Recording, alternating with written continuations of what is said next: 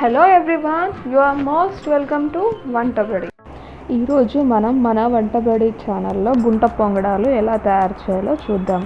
ఎప్పుడు దోశ పిండితో దోశ విత్ ఉతప్ప ఇలా కాకుండా ఇది ఒక కొత్త రెసిపీని ట్రై చేసి చూడండి. చాలా చాలా బాగుంటుంది, మీకు నచ్చుతుంది అనుకుంటున్నాను. దానికి ఏం లేదు, సింపుల్గా ఒక దోశ పిండి కొంచెం తీసుకోండి, దాంట్లోకి మనం పోస్ట్ చేసుకోవాలి. సో దానికి నేను ఒక చిన్న ప్యాన్ని తీసుకుంటున్నాను. అది స్టవ్ ఆన్ చేసి ప్యాన్ పెట్టుకొని కొంచెం జీలకర్ర, ఆవాలు, మినపప్పు, కొంచెం శనగపప్పు, ఆ తర్వాత కొంచెం పసుపు ఇది వేసుకోండి. ఇప్పుడు దీన్ని ఒక స్పూన్తో బాగా కలపండి. శనగపప్పు అనేది పచ్చివాసన పోయేంత వరకు ఫ్రై చేయాలి. అది పచ్చిగా ఉంటే మనకి టేస్టీగా అనేది ఉండదు.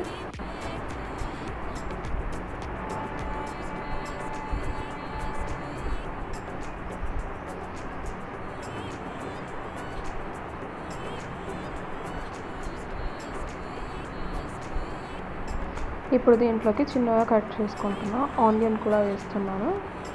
ఆనియన్ని కూడా కొంచెం ఫ్రై చేయండి, మరీ ఎక్కువ కాకపోయినా లైట్గా ఫ్రై చేసుకోండి. ఈ ఉల్లిపాయ కూడా కొంచెం పచ్చివాసన పోయేంత వరకు లైట్గా ఫ్రై చేసుకోవాలి. ఇలా ఫ్రై చేసిన మొత్తాన్ని మనం దోశ పిట్టలో కలుపుకోవాలి.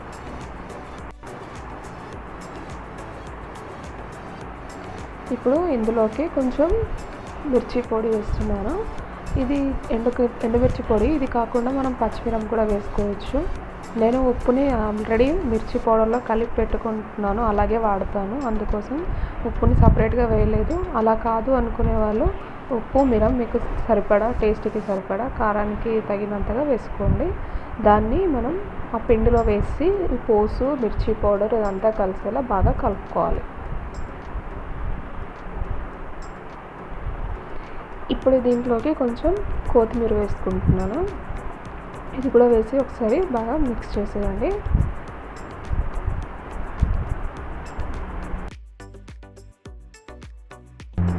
ఇలా గుంట పొంగడాల పెనం తీసుకొని దానికి ఆయిల్ అప్లై చేసేసుకోండి. స్టవ్ ఆన్ చేసి అది పెట్టి ఆయిల్ అప్లై చేసుకోండి. పెనం కొంచెం వేడైన తర్వాత దాంట్లోకి పిండిని ఇలా గుంటల్లో వేసుకోండి.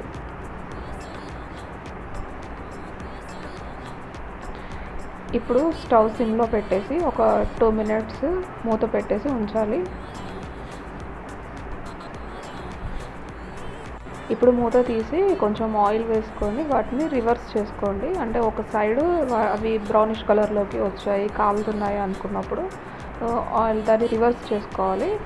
అది పెనంకి అతుక్కోకుండా కొంచెం లైట్గా ఆయిల్ వేసుకోండి. ఆయిల్ వేసేసి వాటిని రివర్స్ చేయాలి. ఇప్పుడు రెండు వైపులా బాగా కాల్చుకోవాలి.